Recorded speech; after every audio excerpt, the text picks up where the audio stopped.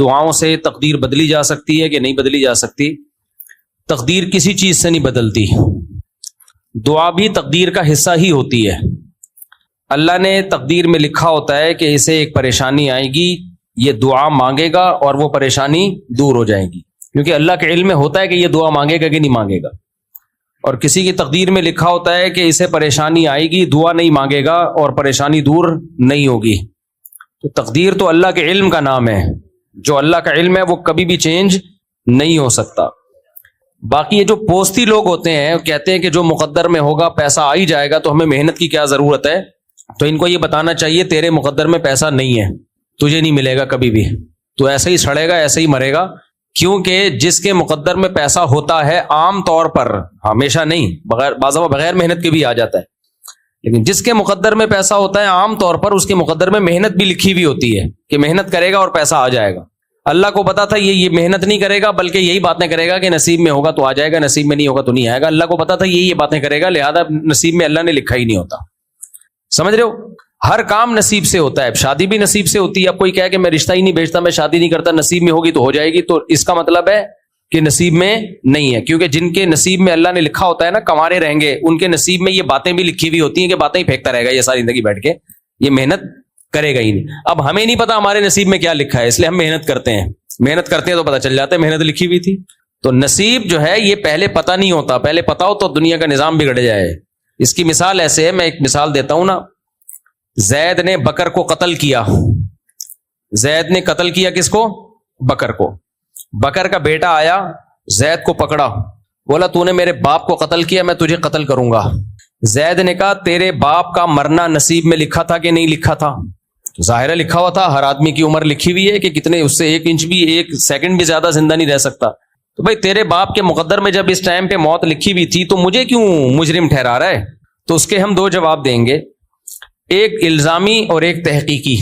تحقیقی جواب تو یہ ہے کہ یہ تو لکھا ہوا تھا کہ اس نے اس وقت مرنا ہے، لیکن یہ لکھا ہوا تجھے کس نے بتا دیا تھا؟ تجھے تھوڑی پتا تھا کہ یہ اس وقت اس نے مرنا ہے، تو نے تو اپنے ارادے سے مارا ہے نا، وہ تو اللہ کا علم تھا، جو تجھے معلوم تھوڑی تھا۔ تجھے اگر پہلے پتا ہوتا کہ لکھا ہوا ہے پھر تو معذور تھا، تو کہہ دیتا بھائی مجھے پتا تھا اس نے اتنے بج کے اتنے منٹ پہ بکر نے مرنا ہے، تو جو کام ہونا ہی ہے میں نے کر دیا۔ کیا خیال ہے؟ بھائی تجھے تھوڑی پتا تھا۔ اگر اس کو یہ دلیل سمجھ میں نہ آئے تو جس دلیل سے زید نے بکر کو قتل کیا، بکر کا بیٹا اسی دلیل سے زید کو قتل کر دے، بولے ٹھیک ہے ٹھا، تیرے مقدر میں بھی کیا تھا؟ لکھا ہوا تھا نا، تو میں نے کون سا غلط کیا؟ تو بھی وہی۔ تو لکھا ہوا تو ایک حقیقت ہے جو ٹل نہیں سکتی، لیکن اس علم اللہ نے کسی مقرب فرشتے کو بھی یہ علم نہیں دیا، تقدیر کا علم، یہ علم اللہ کے پاس ہے، اور اسی بیس پہ انسان کی آزمائش ہے، اسے پتہ نہیں ہوتا کہ کیا ہے، لہذا وہ اپنے ارادے سے کر رہا ہوتا ہے۔ وہ تو اللہ کے علم ہے کہ یہ اپنے ارادے سے یہ کام کرے گا، لیکن ہمیں نہیں پتا ہوتا۔ سمجھتے ہو کہ نہیں سمجھتے؟ اور یہ جو حدیثوں میں آتا ہے کہ جو رشتہ داری جوڑتا ہے اس کی عمر لمبی ہوتی ہے، یہ صحیح حدیث ہے۔ جو چاہتا ہے کہ اس کی عمر میں برکت ہو، عمر لمبی ہو، وہ رشتہ داری کو جوڑے۔ اس پر ایک اشکال ہوتا ہے کہ عمر تو متعین ہے، تو رشتہ جوڑنے سے عمر لمبی کیسے ہو جاتی ہے؟ اس کا وہی جواب ہے کہ اللہ نے لکھا ہوا ہوتا ہے پہلے سے کہ اس کی عمر اتنی تھی، لیکن چونکہ رشتے جوڑے گا لہذا یہ عمر بڑھا دوں گا میں اس کی۔ تو جو اصل تقدیر ہے نا اس میں یہ پہلے سے لکھا ہوتا ہے کہ عمر کم لے کر آیا، لیکن 50 سال میں مرنا تھا، لیکن چونکہ رشتے جوڑتا تھا لہذا 80 میں مرے گا جا کے۔ یہ سمجھتے ہو؟ تو وہ جو اصل تقدیر ہے نا جس کو تقدیر مبرم کہا جاتا ہے، وہ کبھی چینج نہیں ہوتی، بلکہ رشتہ جوڑنے کا عمل یہ بھی اسی تقدیر کا حصہ ہے کہ یہ رشتہ داری جوڑے گا، اللہ کے علم میں ہوتا ہے پہلے سے۔ تو اب ہمیں نہیں پتا ہوتا، لہذا عام طور پہ جو رشتہ داری جوڑتے ہیں ان کی عمریں لمبی ہوتی ہیں۔ آپ کہہ سکتے ہیں ہمارے فلاں رشتہ دار نے تو ساری زندگی رشتے جوڑنے میں لگا دیے پھر بھی اتنی جلدی مر گیا، تو اس میں اس کی بات یہ ہے کہ بہت سارے کام وہ جلدی مرنے والے بھی تو کر رہا ہوتا ہے نا۔ تو جب بھی کسی چیز کے اسباب اختیار کیے جاتے ہیں نا تو سب چیزیں پلس مائنس ہو کے رزلٹ سامنے آتا ہے۔ ایک حکیم نے کہا کہ یہ کھاؤ لبوب کبیر، حکیموں کی بڑی زبردست دوا ہے، کھا لیا کرو اپنے خرچے پہ۔ لبوب کبیر کھاؤ گے جسم میں طاقت آئے گی، یقیناً آئے گی طاقت، بڑی زبردست چیز ہے، لیکن آپ لبوب کبیر کے ساتھ اس میں چرس ملا کے کھا رہے ہو۔ آپ صبح 1 چمچ لبوب کبیر کا، شام کو 1 چمچ چرس کا، پھر کہہ رہے ہو کہ یار میرے میں تو طاقت آ نہیں رہی۔ تو بھائی آپ طاقت لانے کا 1 چمچ اور ختم کرنے کے 2 چمچ کھا رہے ہو ٹھیک ہے۔ تو ایسے ہی جو بھی عمل ہے اس سے عمریں بھی بڑھتی ہیں، رزق میں برکت بھی ہوتی ہے، لیکن ہم بہت سارے رزق میں بے برکتی کے اسباب بھی اختیار کر رہے ہوتے ہیں، بہت ساری چیزیں عمر گھٹانے والی بھی کر رہے ہوتے ہیں۔ تو پلس مائنس ہو کے رزلٹ سامنے آتا ہے. صاحب ایک سوال اور تھا اسباب پہ بھی. اور سر ایک منٹ یہ بات مکمل کرو. دوسری بات یہ کہ ایک آدمی اگر جلدی مرا ہے تو آپ کو لگ رہا ہے نا جلدی, ہو سکتا ہے اس نے اس سے بھی پہلے مرنا ہو, لیکن رشتہ داری جوڑنے کی وجہ سے اللہ نے اس کی عمر اتنی کر دی ہو. بھائی مرنا 20 سال میں تھا, اللہ نے کہا رشتے جوڑتا ہے تو 30 میں مرے گا, تو آپ کو وہ جلدی لگ رہا ہے, حقیقت میں وہ دیر سے مرا ہوتا ہے. صحیح ہے نا. اچھا یہ سوال ہے, آ گئے. اب لڑکی کے ابا ہی نہیں آئے, ان کو تو بہت ٹائم لگے گا. ہاں وکیل بن جاؤ. تو دلہن کے ابا نہیں آئے, ابا غائب ہیں, تو ابا کی غیر موجودگی میں تو نامناسب ہے نا. ہم شادی اتنی جلدی کے بھی قائل نہیں ہے کہ ابا ہی نہ ہو اور اب شادی کرا دیں. آنے تو جہاں کتنی عمر ہو گئی, 25 سال صبر کیا, 2 گھنٹے اور صبر کر لے, کیا جا رہا ہے. اچھا بھائی, جو لوگ بھی مجھ سے ملاقات کے لیے آئے ہیں, میں اس وقت تھکا ہوا نہیں, بہت زیادہ تھکا ہوا ہوں, بالکل دماغ. اور جب آدمی بہت تھکا ہوا ہوتا ہے نا, پھر ملاقات کرتا ہے تو اس میں چڑچڑا پن پیدا ہوتا ہے, وہ بد اخلاقی پہ بھی ابھرتا ہے. میرے ساتھ ایسا ہوا ہے, بعض بہت تھکا ہوا تھا, کوئی بندہ آ کے چپک گیا تو میرے تھوڑا سا بد اخلاقی ہوئی, پھر مجھے بعد میں ندامت ہوئی. تو جب بھی کسی سے ملیں یا تو ٹائم لے کے آئیں یا موڈ دیکھ کے آئیں, ٹھیک ہے نا. تو ابھی نہیں, میں عصر کے بعد جن کو ملاقاتوں کا ٹائم دیا ہے ان سے عصر کے بعد ٹائم بھی, میں اس وقت تو کسی کو بھی ٹائم نہیں دیتا, میں عصر کے بعد ٹائم دیتا ہوں ہر ایک کو. نہیں, جن کو ٹائم دیا ہوا ہے تو عصر کے بعد ملنے وہ, ٹھیک ہے, ابھی نہیں. کیونکہ رمضان میں نا سونے جاگنے کی روٹین اتنی آؤٹ ہوئی ہے کہ اب بالکل ہی سب چینج ہو گیا تھا نا. رمضان تو الٹ پلٹ کر دیتا ہے. اس کے بعد سے ابھی تک میں مینٹلی ڈسٹرب ہی چل رہا ہوں, صحیح نہیں ہوا میں. تو وہ بے وقت سونا بے وقت جاگنا والا سیٹ اپ چل رہا ہے اور اتنا دماغ خراب ہوا ہے. بہت مشکل سے آج بیان کیا میں نے, بہت مشکل سے. تو اس لیے کائنڈلی مجھ سے نہ ملیں, بڑی نوازش ہوگی. انسان ہوں میں. ایک تنظیم والے علماء, یہ جو بڑی بڑی بین الاقوامی پالیسیاں ہوتی ہیں, یہاں بیٹھ کے ڈسکشن نہیں ہوتی اس پہ, سمجھ رہے ہو. یہاں بیٹھ کے مجھ سے مشورہ لے رہے ہوتے ہیں کہ وہ اسرائیل کیسے فتح ہوگا, میں یہاں بیٹھ کے ان کو بتاؤں گا اسرائیل کیسے فتح. پوچھ رہے ہوتے ہیں کہ ہم ایک اور ایٹم بم کب بنا رہے ہیں. مفتی محمد صاحب, مفتی صاحب ہماری جماعت ہے اندرون ملک سال کی. نواب شاہ سے ملاقات کے لیے سلسلے میں آئے. ملاقات کے لیے میں نے بتا دیا, آپ میری کھوپڑی دیکھ رہے ہیں, بالکل اس قابل نہیں ہے کہ کسی سے ملوں میں. نارتھ کراچی میں عید کے دن ایک گھر میں قادیانیوں نے خفیہ طور پر جماعت خانہ بنایا ہوا تھا جس میں وہ عید کی نماز ادا کر رہے تھے. قادیانیوں میں غیرت بالکل بھی نہیں ہے. ایک مرزا جہلمی کے فالوورز میں غیرت نہیں ہے, اس کے اسٹوڈنٹس بالکل غیرت لیس لوگ ہیں, اور ایک قادیانیوں میں کو لگتا ہے کہ دونوں کے نا کچھ کنیکشن آپس میں ملتے ہیں. آپ مرزا غلام احمد قادیانی کی کتابوں سے مرزا غلام احمد قادیانی کو جھوٹا ثابت کرنے کے لیے کوئی لمبے چوڑے دلائل کی ضرورت نہیں ہے. اس کی کتابیں نکالو, اس کی کتابیں نکال کے بتاؤ اس یہ کیا کچھ لکھ کے گیا ہے اور کیا کیا تضاد ہیں اس کی باتوں میں, اسی سے قادیانی بھاگ جاتا ہے. لیکن آپ کسی قادیانی کے سامنے مرزا کے کردار پہ بات کرو, اس کی کتابوں میں جو اس نے شگوفے چھوڑے ہیں, لطیفے چھوڑے, بکواسات کی ہیں, اتنی زیادہ ہیں, مگر قادیانی اتنے ڈھیٹ ہیں اس ٹاپک پر بات کرنے کے لیے تیار نہیں ہوتے. بھائی تم جو مرزا غلام احمد قادیانی تھا اس کی شخصیت کو لاؤ نا, ذرا سامنے شخصیت کو لاؤ نا. نبوت تو بات کی چیز ہے, پہلے تو ذات ہے نا, شخصیت ہے, کردار ہے, اور اس کی جو باتیں ہیں وہ ہیں. لیکن میں نے دیکھا ہے, ہم نے تو بچپن میں یہ سارے کام کیے ہیں, قادیانیوں سے بحثیں بھی کی ہیں, ان کے لوگوں کے پاس بھی گئے ہیں. ہمارے اساتذہ قادیانیوں کی کتابوں سے نکال کے مرزا غلام احمد قادیانی کی جو بکواسات ہیں, جو کسی پیغمبر کی بات ہو ہی نہیں سکتی, بلکہ کسی شریف انسان کی بات نہیں ہو سکتی, وہ وہی کر سکتا ہے جو دماغی طور پہ بالکل مفلوج ہو چکا ہو.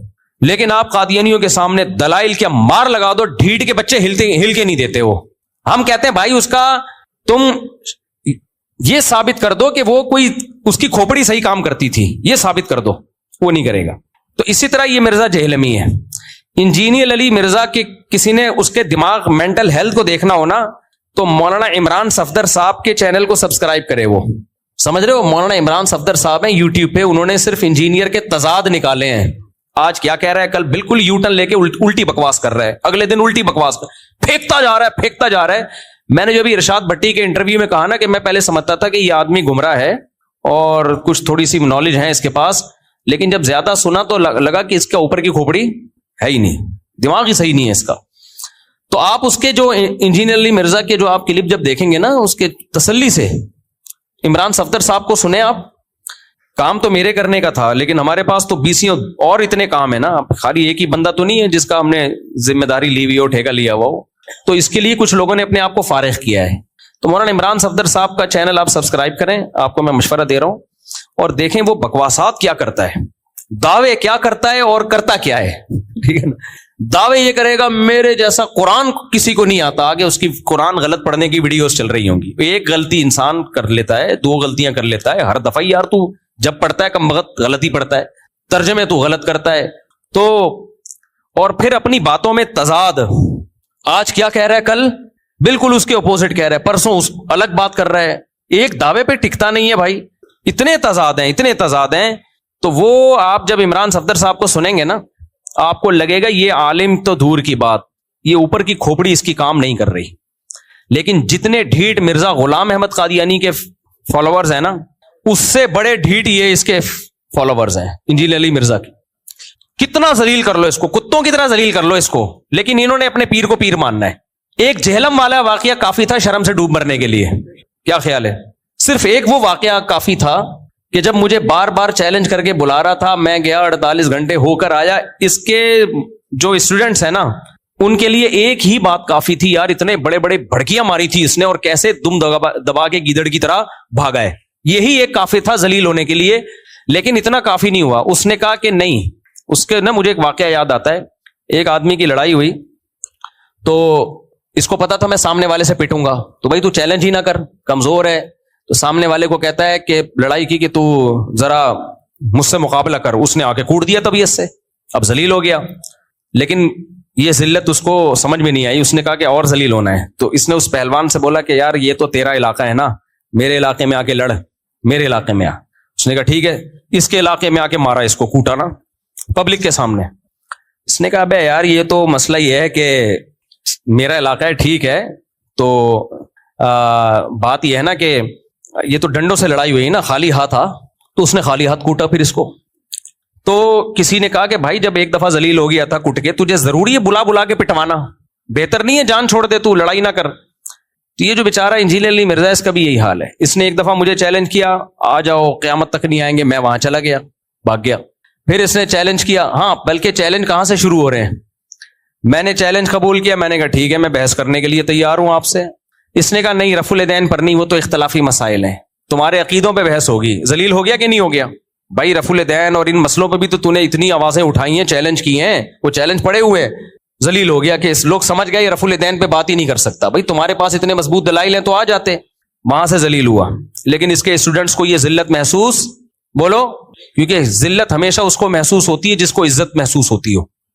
جو پہلے سے ذلیل ہو نا, ان کو ذلت محسوس نہیں ہوتی. میں نے وہ رفع الدین, میں نے کہا چلو ٹھیک ہے ہم بات کریں گے حضرت معاویہ پہ, یہ بھی تو ہمارے عقیدے کا مسئلہ ہے. اس نے کہا نہیں حضرت معاویہ پہ بات نہیں ہوگی, یہاں بھی ذلیل ہوا.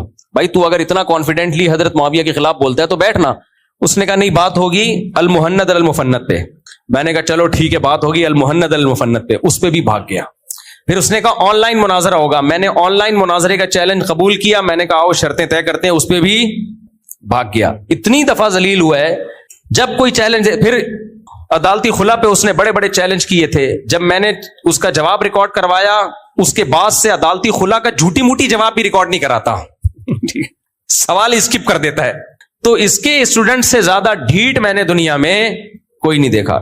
تو مولانا عمران صفدر صاحب کو آپ سن لیں, اس میں صرف انہوں نے یہ بتایا ہے ان کے کلپس میں کہ یہ کتنے بڑے بڑے جھوٹ بولتا ہے, حوالوں میں غلطی, عربی ترجمے میں غلطی, فضائل اعمال پہ کتنے جھوٹ باندھے اس نے. تو یہ 2 لوگ اس کائنات میں بڑے ڈھیٹ ہیں. ایک مرزا غلام احمد قادیانی کے ماننے والے, ان کے جھوٹے پیغمبر کو جتنا بھی ذلیل کر دو نا اسی کی کتابوں سے, ان کو ذلت محسوس بولو نہیں ہوتی. اسی طرح ایک مرزا جہلمی جو ہے نا, اس کے بھی جتنا بھی اس کو ذلیل کر دو آپ, تو اس کے اسٹوڈنٹس نے اس کو بابا بنایا ہوا ہے. ہم تو اپنے بابے کی غلطی اور آرام سے کہہ دیتے ہیں بھائی یہ غلطی ہوئی ہے ان سے, انسان تھے, بشر تھے. ہم نے کہا نا چشتی رسول اللہ کلمہ پڑھانا کہنا ٹھیک نہیں ہے, لیکن ان سے یہ غلطی ہوئی, یہ آزمائش میں نہیں ڈالنا چاہیے. باقی ان کا مطلب یہ تھا کہ ان کے اتنے دین کے اتنی خدمتیں ہیں, یہ غلطی معاف کر دینی چاہیے. شیخ الحدیث مولانا زکریا رحمۃ اللہ علیہ کے ساتھ میرے والد صاحب نے ٹائم گزارا, وہ بتاتے تھے کتنے نیک تھے. ہم نے اپنے بڑوں سے سنا ہے کتنے, بھائی ایک آدھ غلطی ان سے بھی ہو گئی, ہو جاتی ہے. مجھے نہیں پتا وہ کون سی غلطی کو غلطی کہہ رہا ہے. وہ تو کرامتوں کے واقعات ہیں, وہ تو حدیث کی کتابوں میں بھی ہیں, وہ تو بخاری مسلم کے راویوں نے بھی بیان کیے ہیں. چلو فرض کر لو غلطی ہو گئی تو ہو گئی, اس سے کیا ہوتا ہے کہ ایک غلطی سے کوئی بزرگ کا بزرگی سے تھوڑی نکلتا ہے, ایسے ہی بہت سارے لوگ ہیں تو ہم تو مان لیتے ہیں. لیکن انجینئر کے جو فینس ہیں, فالوورز ہیں, وہ ڈھیٹ پنے کی انتہا کو پہنچے ہوئے ہیں.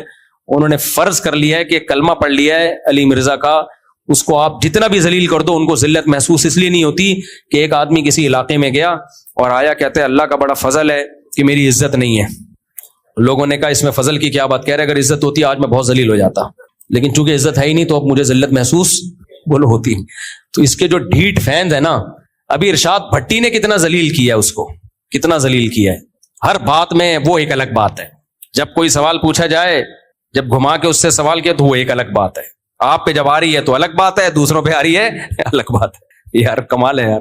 لیکن اس کے نیچے فینس کو دیکھ لو, ایسے ڈھیٹ فینس جن کو ذلت محسوس ہونا ہی یہ ذلت کا آخری درجہ ہوتا ہے کہ آپ کو ذلت محسوس ہونا بند ہو جاتی. چرسیوں ہیروئنچیوں کو ذلت محسوس نہیں ہوتی, جتنا بھی مارو, جتنا ذلیل ہونا تھا انہوں نے ہو چکے ہیں. تو اب انجینئر اور اس کے فینس نے بھی جتنا ذلیل ہونا تھا ہو چکے ہیں, اب ان کو ذلت محسوس نہیں ہوتی. تو میں آپ سے کہہ رہا ہوں مولانا عمران صفدر صاحب کے چینل کو سبسکرائب کر لیں. آپ لوگ جو سبسکرائب کریں گے ہاتھ اٹھائیں, لازمی کریں. اگر آپ کو ان موضوعات پہ دلچسپی نہیں ہے, کسی کی ذلت دیکھنے کا آپ کو شوق نہیں ہے, تو اس کو آگے پھیلا دیں. بہت سے لوگ چاہ رہے ہیں کہ ہم اس کو ذلیل ہوتا ہوا دیکھیں, تو اس چینل کو نا کیا کرنا ہے, آپ نے لوگوں کو کہہ دینا ہے, آپ نہ کریں تو شیئر کر دیں. اس میں شروع سے ان کی درجنوں ویڈیوز ہیں کہ یہ کیا بکواس کر رہا ہے, کتاب میں کیا لکھا ہوا ہے, ترجمہ غلط کر رہا ہے.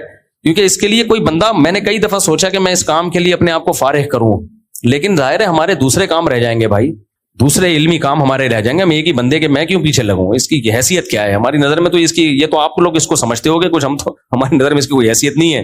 وہ تو پبلک کے کہنے پر کہ بھائی یہ گمراہی پھیلا رہا ہے, تو ہم نے کہا چلو ہم جہلم سے ہو کے آتے ہیں اور اس کے چیلنج ویلنج. تو مولانا عمران صفدر صاحب نے بہت اچھا کام کیا ہے, ان کے کام کو اپریشیٹ کرنا چاہیے. تو جا کے ان کے چینل کو سبسکرائب کریں اور دیکھیں. اچھا, انجینئر کیا کرتا ہے؟ قیصر راجہ صاحب بڑے نیوٹرل آدمی ہیں, کوئی مولوی نہیں ہے. قیصر راجہ نے اس کے ساتھ پوڈ کاسٹ کیا, تو جب بھی کوئی نیوٹرل آدمی اس کے ساتھ پوڈ کاسٹ کرتا ہے نا, اس کے بیچارے کو ایسی کی تیسی کر دیتا ہے. لہذا یہ پوڈ کاسٹ کرواتا بھی ہے اپنے اسٹوڈنٹ سے. اب تو بہت سے اسٹوڈنٹس نے کہہ دیا ہمیں اسٹوڈنٹ ہے نہیں, ہمیں کیوں بلاوا اپنے کھاتے میں ڈال رہے ہیں. تو جو نیوٹرل آدمی جب اس کے ساتھ پوڈ کاسٹ کرتا ہے نا, وہ اس سے سوال پوچھتا ہے, پھر پتہ چلتا ہے بھائی کتنے پانی میں.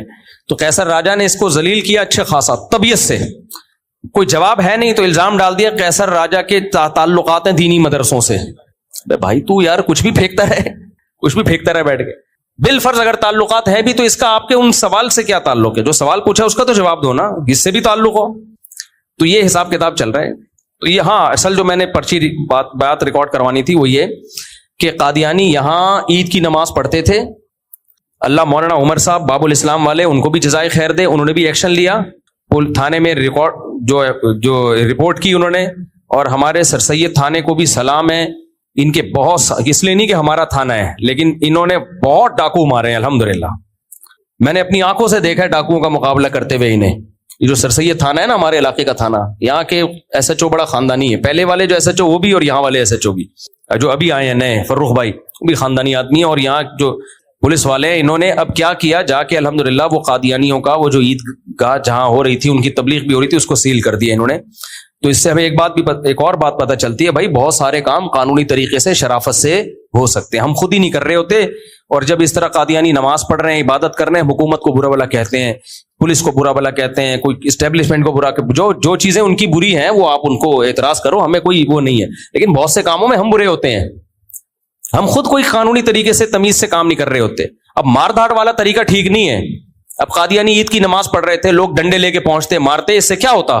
دنیا کے سامنے برا امیج جاتا ہے, یار یہ دہشت گردوں کا ملک ہے, تو یہ کیا کر رہے ہیں. تو کوئی مار دھاڑ والا طریقہ اختیار نہ کریں, قانون آپ کے ہاتھ سپورٹ کرتا ہے. اگر کہیں قادیانی چھپ کے تبلیغ کر رہے ہیں, علاقے کے تھانے میں آپ کمپلین کریں. اگر وہ تھانہ ایکشن نہیں لیتا تو آپ کسی بڑے آفیسر کے پاس جائیں, اس کا باپ بھی ایکشن انشاءاللہ لے گا. تو یہاں مولانا عمر صاحب اور دیگر کچھ علماء کو پتہ چلا, انہوں نے جا کے ایکشن لیا, ہمارے تھانے میں بتایا, الحمدللہ وہ ان کا جو عبادت گاہ تھی, عبادت خانہ تھا, وہ بند ہو گیا الحمدللہ. اس کی تکلیف تو ہوئی ہوگی مرزا جہلمی کو ٹھیک ٹھاک, وہ پتہ نہیں کیا مسئلہ ہے, لبرل لوگ اس سے بہت خوش, جو ملحد لوگ ہیں نا وہ بہت فیور کرتے ہیں اس کو. میں جب جہلم سے ہو کے آیا, ساری دنیا فتح کی مبارکباد دے رہی تھی. ایک بہت مشہور ملحد ہے, میں نام نہیں لیتا اس کا, وہ میرے بارے میں کہتا تھا مفتی طارق مسعود کبھی جہنم نہیں جائے گا.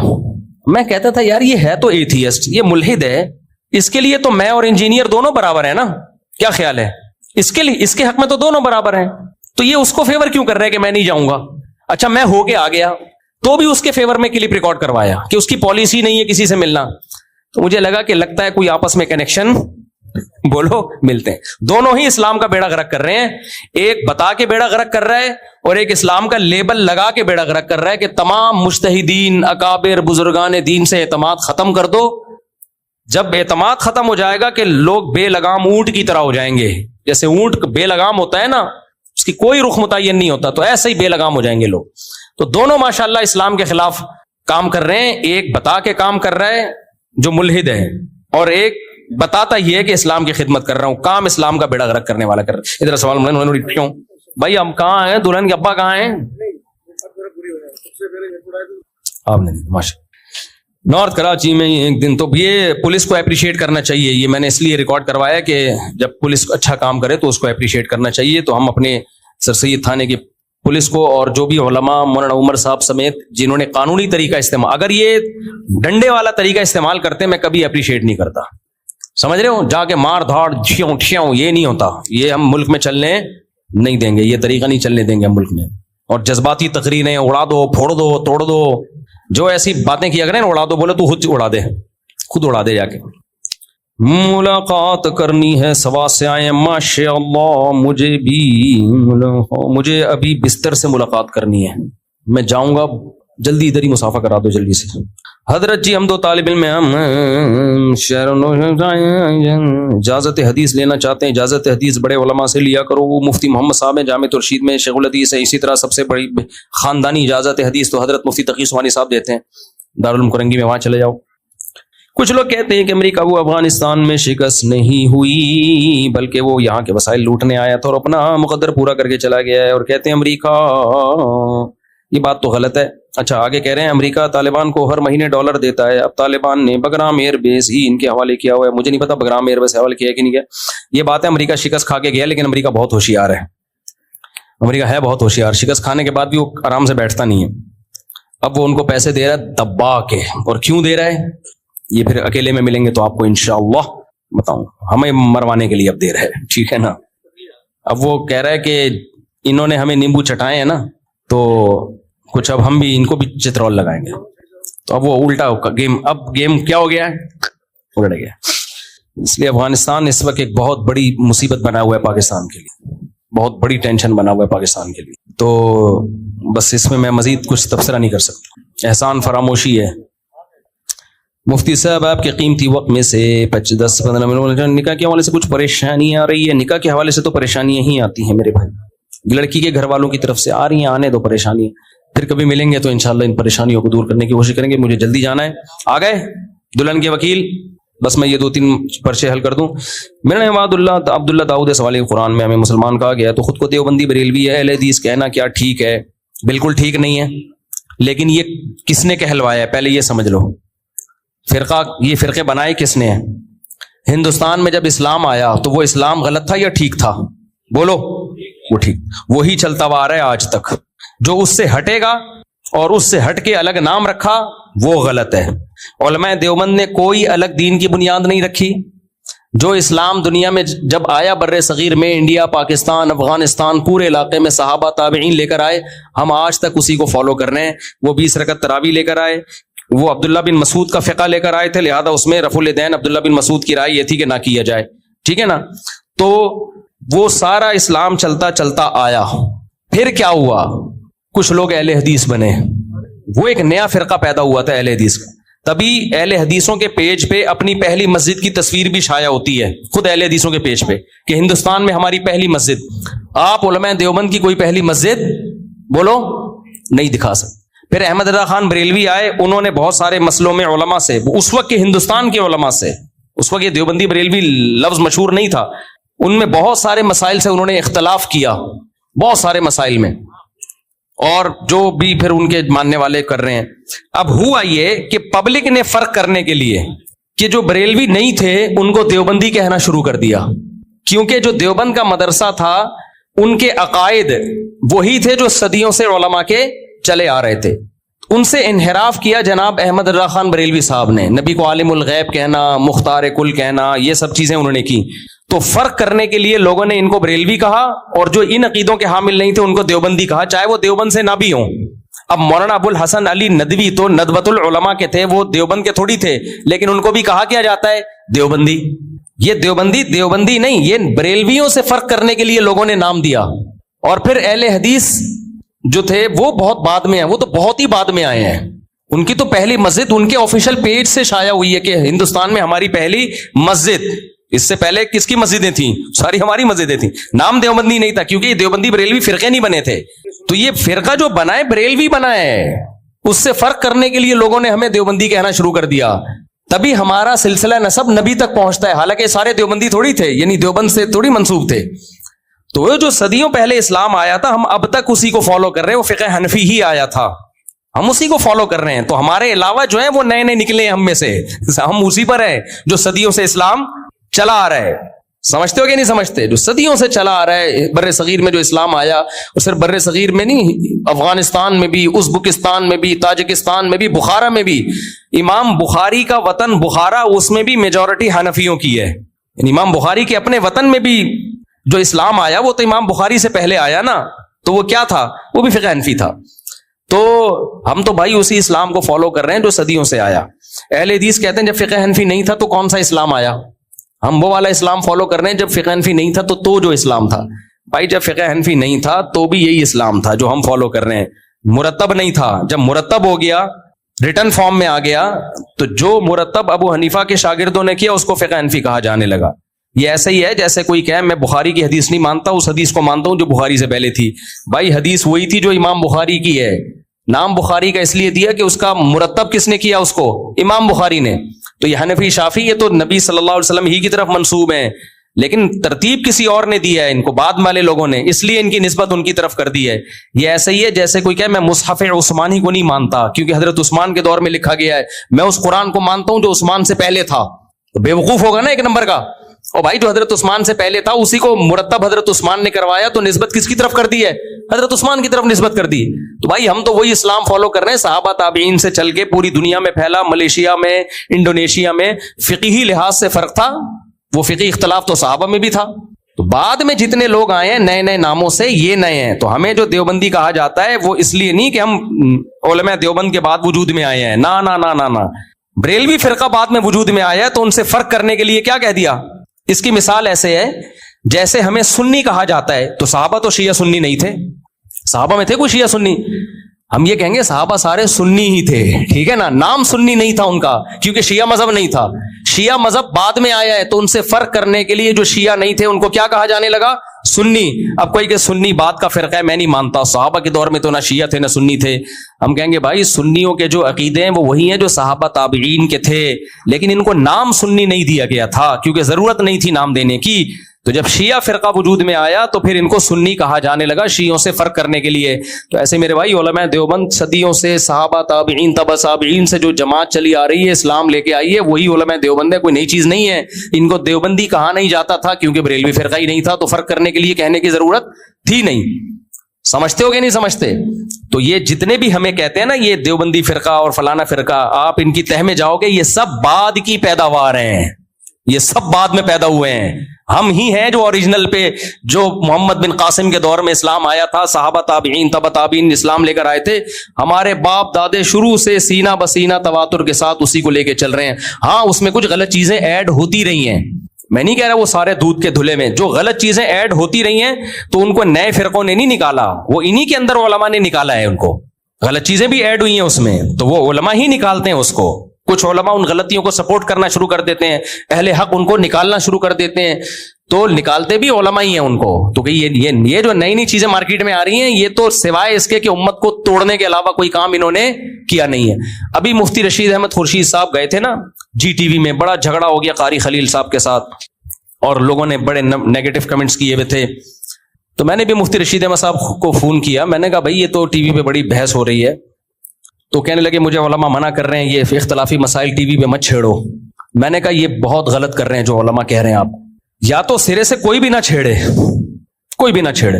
اگر سامنے والا چھیڑ رہا ہے آپ چپ نہیں بیٹھو, پھر اختلاف کا ذمہ دار وہ ہوتا ہے جو پہل کرتا ہے اختلاف میں، دفاع کرنے والے کی طرف اختلاف کی نسبت نہیں کی جاتی۔ امت رفع الیدین کے مسائل نمٹا چکی تھی، کسی نے امام شافعی کو فالو کیا، کسی نے امام ابو حنیفہ کو فالو کیا، دونوں طرف دلائل۔ امام ترمذی نے لکھا ہے نا، ایسے ہی تھوڑی لکھا کہ بہت سارے صحابہ رفع الیدین نہیں کرتے تھے، اس پہ بڑی بحثیں ہو چکی۔ اب امت نے کسی نے اختیار کر لیا رفع الیدین کرنے والے کو، کسی نے کر لیا نہیں کرنے والے، ختم ہو گئی تھی یہ بحث امت میں۔ جو نہیں کر رہا وہ بھی ٹھیک ہے، جو کر رہا ہے وہ بھی ٹھیک۔ میں نے شافعیوں کے محلے میں آنکھ کھولی ہے، بہت طویل ٹائم میرا شافعیوں کے ساتھ گزرا ہے، وہ ہمارے ساتھ زور سے آمین بھی کہتے تھے، رفع الیدین بھی کرتے تھے، ہم نے کبھی زندگی میں ان کو نہیں چھیڑا، نہ انہوں نے کبھی ہمیں زندگی میں چھیڑا۔ میں نے جب دیکھا شافعی لوگ رفع الیدین کرتے ہیں، میں نے اپنے والد صاحب کے پاس آئے، میرے والد نے علماء کی صحبت میں ٹائم گزارا ہے، بہت بڑے بڑے علماء، تو میں نے والد صاحب سے پوچھا ابو یہ یوں کیوں کرتے ہیں؟ انہوں نے کہا بیٹا امام شافعی بھی برحق ہیں، وہ ان کی رائے کو یہ لوگ فالو کرتے ہیں، ان کی تحقیق یہ ہے، لیتے تو ہم سب نبی کی رائے ہیں، لیکن نبی کی رائے کو سمجھنے میں، نبی کے عمل کو سمجھنے میں اختلاف ہوگا تو پھر اس میں بات ہوتی ہے۔ تو بات ختم ہو گئی، انہوں نے کہا بیٹا یہ بھی ٹھیک ہے، ختم، زور سے آمین بھی ٹھیک ہے، آہستہ بھی ٹھیک ہے، ختم قصہ۔ اس کے بعد سے ہمارا کبھی کسی شافعی سے کوئی جھگڑا نہیں ہوا۔ اب میں کسی شافعی کو جا کے چھیڑتا کہ تو رفع الیدین کرتا ہے، ہماری رائے یہ کہ آخری وقت رفع الیدین نہ کرنے کا ہے، یا شافعی ہمیں چھیڑتا کہ بخاری کی حدیث ہے رفع الیدین کرو، کیوں نہیں کر رہے؟ تو اختلاف کی بنیاد پھر وہ رکھتے نا، وہ تو کبھی نہیں رکھی، کسی شافعی کو نہیں ہم نے دیکھا بحث کرتے ہوئے بلا وجہ۔ مسئلہ کیا ہے؟ مسئلہ اہل حدیثوں کے ساتھ ہے، سب کے ساتھ نہیں، میں علی الاطلاق کسی اہل حدیث کو برا نہیں کہتا، بہت سارے معتدل بھی میں نے دیکھے ہیں ان میں، لیکن یہ بر صغیر میں اختلافی مسائل کی بنیاد ڈالی کس نے ہے اس پہ بحث کرنے کی؟ کیا یہ حنفیوں نے ڈالی ہے؟ یہ ڈالی اہل حدیثوں نے، انہوں نے، اور بڑی شدت کے ساتھ چیلنج کر کر کے کہ یہ اندھے مقلد ہیں، یہ ایسے ہیں، یہ ویسے ہیں۔ پھر ہم اگر جواب دیں گے تو لوگ کہتے ہیں دیکھو امت کہاں جا رہی ہے، غزہ میں کیا ہو رہا ہے، اور یہ رفع الیدین پہ جھگڑے کر رہے ہیں، یہ 3 طلاق پہ جھگڑے کر رہے ہیں۔ بھائی جھگڑا ہم نہیں کر رہے، ہم جواب دے رہے ہیں اس کو۔ جھگڑا وہ کر رہا ہے کہ امت جب ایک چیز پہ متفق ہو چکی تھی، آپ نے لا کے ایک شرری کیوں چھوڑ دی امت میں؟ کوئی اور کام کرتے آپ۔ اس لیے ٹی وی پہ اگر کوئی بیٹھ کے ہمارے سامنے اختلافی مسائل چھیڑے گا، ہم اس کو طبیعت سے جواب دیں گے، یہ نہ سمجھے کہ ہم خاموش رہیں گے اس کے سامنے۔ اس وقت جواب نہ دیا اگلے دن دے دیں گے، ہر وقت انسان کے دماغ میں دلائل مستحضر نہیں ہوتے، لیکن پھر اس لڑائی کی نسبت اس کی طرف ہوگی جس نے یہ شرری چھوڑی ہے۔ میں کیوں قاری خلیل کے خلاف بولا ہوں؟ میں پہلے کبھی بولا میں نے ان کے خلاف؟ ہمارا مسائل میں اختلاف ہے، جب میں نے ان کے کلپ دیکھے کہ آپ اپنی رائے بھی دیتے ہو، رائے بھی غلط ہوتی ہے، اور دوسرے پہ تھوپتے بھی ہو، اور دوسرے کو برا بلا بھی کہتے ہو، جبکہ آپ کی رائے میں جان نہیں ہے۔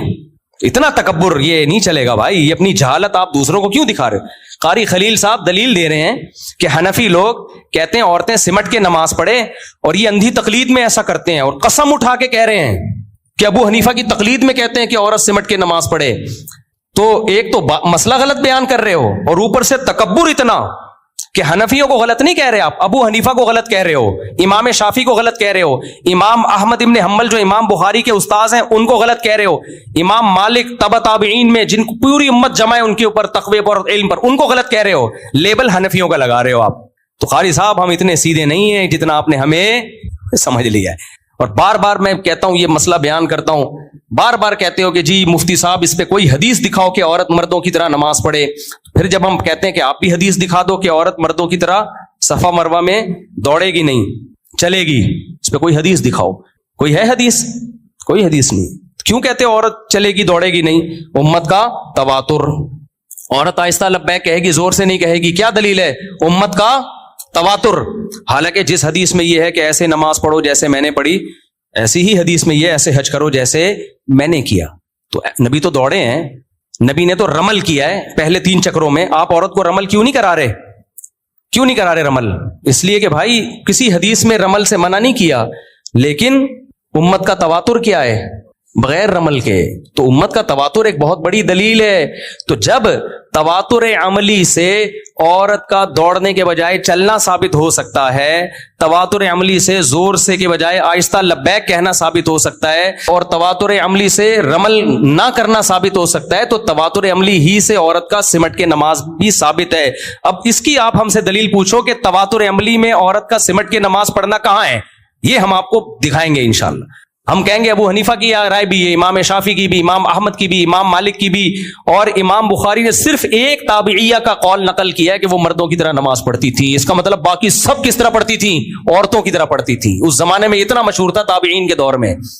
تو تواتر عملی سے ثابت ہے. اگر اس تواتر عملی کو آپ سائڈ پہ لگا دو گے تو بیسیوں مسائل نماز کے چینج ہو جائیں گے. تو اتنا غلط مسئلہ بیان کر رہے ہو، اور اگر کرنا تھا تو عرب علماء کی طرح بیان کر. عرب کیسے بیان کرتے ہیں؟ کہتے ہیں ہماری یہ رائے ہے، بس ختم، چپ. یہ اپنی رائے بھی تھوپتے ہیں، اور جب تک حنفیوں کو رگڑے نہ لگائیں اور ذلیل نہ کریں، ان کو چین نہیں آتا. تو پھر میرا لہجہ تو ایسا ہوگا نا. پھر لوگ کہیں گے مفتی طارق مسعود صاحب دیکھو قاری خلیل کے خلاف کیسے چیخ رہے ہیں. یہ آداب ہیں، اسلام نے یہ آداب سکھائے ہیں. تو پہلے کون چیخا ہے؟ پہلے آپ چیخے ہیں، اور چیخے بھی ایسے آپ کو شادیوں کے علاوہ کچھ نہیں آتا. میرے پہ طنز بھی کر رہے ہیں. تو وہ ایک ہی وہ پھر میں نے مفتی رشید احمد خورشید سے کہا کہ اب قاری صاحب اگر ٹی وی کے پروگرام میں یہ حدیث پڑھے نا کہ نبی کے دور میں اکٹھی 3 طلاقیں ایک سمجھی جاتی تھیں، وہیں پکڑنا ہے کہ حضرت یہ اکٹھی کا لفظ دکھاؤ، آپ ترجمہ غلط کیوں کر رہے ہو؟ یہ اندھی تقلید میں ہے کہ نہیں ہے؟ بار بار ایک چیز بتائی جا رہی ہے، یار حدیث کا ترجمہ تو صحیح کرو بھائی. ترجمہ ڈھٹائی کے ساتھ آپ غلط کر رہے ہو، اور بنے ہوئے ہو مجتہد. آپ جو ترجمہ صحیح نہ کرے ہم اس کو فالو کریں گے ابو حنیفہ کو چھوڑ کے؟ ہمارا دماغ خراب ہے کیا؟ پاگل ہیں کیا ہم؟ تو فرقہ واریت کی بنیاد علماء دیوبند نے نہیں رکھی ہے، ان سب لوگوں نے رکھی ہے جو نئے نئے بعد میں آئے ہیں، جن کی پہلی مسجد ان پیج پہ شائع ہوئی ہے کہ اہل حدیثوں کی ہندوستان میں پہلی مسجد. اس سے پہلے مسلمانوں کی مسجدیں ہوا کرتی تھی جو ہم تھے. سمجھ میں آ رہی ہے بات؟ پھر بھی میں سب اہل حدیثوں کو ایک لاٹھی سے نہیں ہانکتا.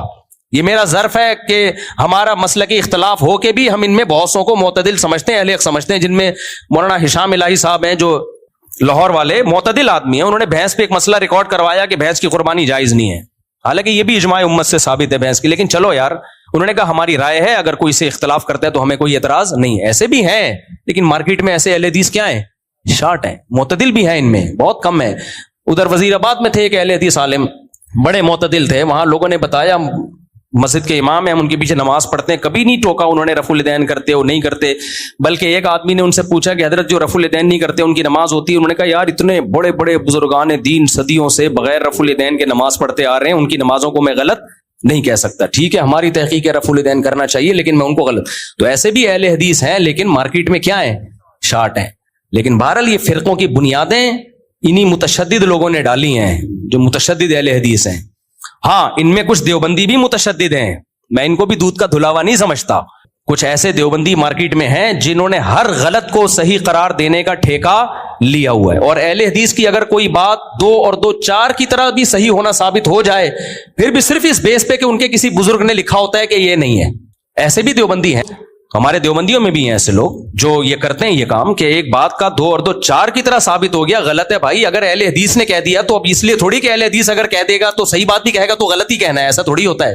تو میں نے فیور کر دیا کسی مسئلے میں اہل حدیث کو تو میری شامت آ گئی ہے، بھائی یہ تو غیر مقلد ہو گیا ہے، بھائی تو یہ ہو گیا ہے، بھائی یہ تو یہ ہو گیا. تو ایسے ہمارے ہاں بھی ہیں. تو میرا مقصد دیوبندیوں کا دفاع کرنا، یہ اہل حدیثوں کی مخالفت نہیں ہے. میرا مقصد صرف یہ بتانا ہے کہ فرقوں کی بنیاد ہم نے نہیں رکھی ہے. دیوبندی ہمارا نام نہیں ہے، شروع سے ہم مسلم ہی ہیں. ہاں فقہ میں ابو حنیفہ کو فالو کرتے ہیں، تو دیوبندی ہمارا نام پبلک نے رکھا ہے. اور رکھا کیوں ہے؟ بریلویوں سے فرق کرنے کے لیے. جیسے سنی ہم نہیں ہیں، صحابہ نہ شیعہ تھے نہ سنی تھے، لیکن سنی ہمارا نام پبلک نے رکھا اور پھر علماء نے ایکسپٹ کر لیا اس نام کو. کیوں رکھا؟ شیعوں سے فرق کرنے کے لیے. ورنہ سنی جیسے ہمیشہ سے تھے ایسے حنفی بھی نبی کے دور میں بھی تھے، شافی بھی تھے. اس معنی میں نہیں تھے کہ امام شافی کو، وہ تو امام شافی تو آئے بعد میں. ان مسائل میں امام شافی کے مسائل بھی قرآن و سنت سے ثابت ہیں، امام ابو حنیفہ کے مسائل بھی قرآن و سنت سے ثابت ہیں. تو اس معنی میں یہ چاروں فقہ جو ہیں نبی کے دور سے چلے آ رہے ہیں. سمجھتا ہے کہ نہیں سمجھتا ہے؟ ابے تیری شادی کیا تو ہی آیا تھے دنیا میں جو دولہا بنا ہے؟ بار بار ٹوک رہے شادی کراؤ شادی کراؤ. ہماری بھی شادی ہوئی تھی بھائی. چل بے کون ہے بھائی؟ نہیں اب اس کی تھوڑی دیر سے پڑھاؤں گا، میں اس کو تپاؤں گا. میں یہ 3 پرچیاں پڑھ لوں؟ نہیں ابھی دوسری کی باتیں نہ کریں کہ سسر بیٹھے ہوئے ہیں، بہت مناسب نہیں ہے بالکل. بس میں 3 پرچیاں پڑھ لوں پھر اس کا نکاح پڑھا رہا ہوں. کپڑے پر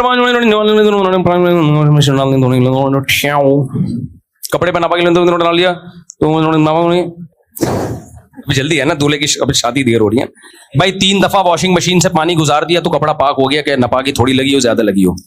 بس کرو، سوال مت دو. یہ مارے گا پکڑ کے، مارے گا، بولے گا برداشت کی امتحان مت لو. میرا قرآن میں مسلمان کیا یہ ہو گیا دیوبندی اس لیے ہم اپنے نام کے ساتھ دیوبندی لگاتے بھی نہیں, مسلمان ہی کہا کرو ہمیں, میں نے تو ہٹوا دیا ہے. لڑکی کے لیے کورٹ سے طلاق لینے کا شرعی طریقہ کہ ایک وکیل کہتا ہے کہ یہ کاروائی قانونی طریقے سے فوراً کروں گا, جبکہ دوسرا وکیل کہتا ہے اس میں کچھ عرصہ لگے گا. اب بھائی شرعی طریقہ کورٹ سے خلا لینے کا کیا ہے وہ میں بہت دفعہ بتا چکا ہوں. پہلی بات, عورت 2 گواہوں سے ثابت کرے مجھ پہ اس نوعیت کا ظلم ہو رہا ہے. سب سے پہلے تو علماء سے رابطہ کرے کہ میں اپنے شوہر سے علیحدگی چاہتی ہوں, کیوں چاہتی ہوں, یہ بھی ریزن ویلڈ ریزن ہو. ویلڈ ریزن کیا ہوتا ہے؟ نامرد ہے, یا نان نفقہ نہیں دے رہا, یا بے تحاشا مارتا پیٹتا ہے, کوئی ویلڈ ریزن ہو تو وہ بتائے. تو علماء پھر اس کو بتائیں گے, دارالعلوم کورنگی چلی جائے, جامعۃ الرشید چلی جائے, بنوری ٹاؤن چلی جائے, بڑے بڑے مدارس ہیں, کہیں بھی عورت جائے تو لکھ کے وہ بتائے کہ بھئی تو علماء پہلے اس سے پوچھیں گے بھئی کیوں چاہتی ہو خلا, کوئی ویلڈ ریزن, خود علماء اس کو بتا دیں گے آپ کی یہ ریزن ویلڈ ریزن نہیں ہے. اگر کوئی وجہ نہ ہو, یعنی شوہر کوئی ظلم نہیں کر رہا لیکن عورت کہے کہ مجھے پسند ہی نہیں ہے, میں نے رہنا ہی نہیں ہے, تو پھر علماء اس کے شوہر کو بلا کے کہہ دیں گے بھائی چھوڑ دو, اس کو نہیں رہنا چاہتی. اگر وہ چھوڑ دے تو قصہ ہی ختم, کورٹ میں جانے کی ضرورت نہیں. اگر وہ نہیں چھوڑتا پھر علماء کہیں گے بھائی آپ کو اپنے شوہر کے ساتھ رہنا پڑے گا, یہ چھوڑنے کے لیے تیار نہیں ہے, اور کوئی خلا کی ویلڈ ریزن یعنی تنسیخ نکاح کی ویلڈ ریزن بھی نہیں. اور اگر ویلڈ ریزن ہو, علماء چیک کر کے دیکھ لیں بھائی عورت یہ کہہ رہی ہے, تو پھر علماء اس کو خود طریقہ بتا دیں گے. وہ طریقہ یہی ہے کہ 2 گواہ لے کے کورٹ میں جائے, کیس کرے, اور 2 گواہوں سے یہ ثابت کرے کہ میرا شوہر یہ ظلم مجھ پہ کر رہا ہے, لہذا میرے شوہر کو بلا کے یا تو اس کو یہ ظلم سے روکا جائے, پابند کیا جائے, یا اسے کہا جائے مجھے چھوڑ دے. عدالت شوہر کو نوٹس بھیجے گی, وہ نوٹس شوہر کو ملنا ضروری ہے. ایسا نہیں ہوگا کہ وہ ان نون نمبر پہ نوٹس بھیج دیا, پتہ ہی نہیں, وہ شوہر کو نوٹس ملے, شوہر کو پتہ چل جائے, شوہر عدالت میں آ کے کیس کی سماعت کرے, ثابت کر دے کہ یہ ظلم مجھ پہ نہیں ہوا تو ٹھیک ہے, سوری میں نہیں کر رہا ظلم تو ٹھیک ہے, عدالت کیس کو خارج کرے گی. اور اگر ثابت نہ کر سکے, ثابت ہو جائے اس کے اوپر کہ یہ ظالم ہے, تو عدالت اس کو کہے گی آپ اس کو ڈیورس دیں. کچھ ظلم تو ایسی نوعیت کے ہوتے ہیں وہ ریورس ہو سکتے ہیں, جیسے نان نفقہ نہیں دے رہا, تو پھر عدالت کہے گی بھائی اب آپ بینک میں چیک کی شکل میں دیں گے آپ, اور عدالت میں جمع کرائیں گے نان نفقہ. وہ کسی چیز پہ راضی نہیں ہوتا تو پھر عدالت کیا کرے گی, اس کو تنسیخ نکاح کی ڈگری جاری کر دے گی. اگر عورت نے 2 گواہوں سے ظالم ہونا ثابت کر دیا, کورٹ نے نوٹس بھیجا شوہر کے پاس, شوہر کو نوٹس مل گیا اور شوہر نہیں آ رہا, جان بوجھ کر ڈھیٹ بنا ہوا ہے, تو بھی یہ اس کی علامت سمجھی جائے گی کہ شوہر نے مان لیا ہے کہ میں ظالم ہوں, تو بھی وہ عدالت تنسیخ نکاح کی ڈگری جاری کر سکتی ہے. تو کوئی ویلڈ ریزن ہونا, سب سے اہم پوائنٹ یہ ہے کہ ریزن ویلڈ ہو.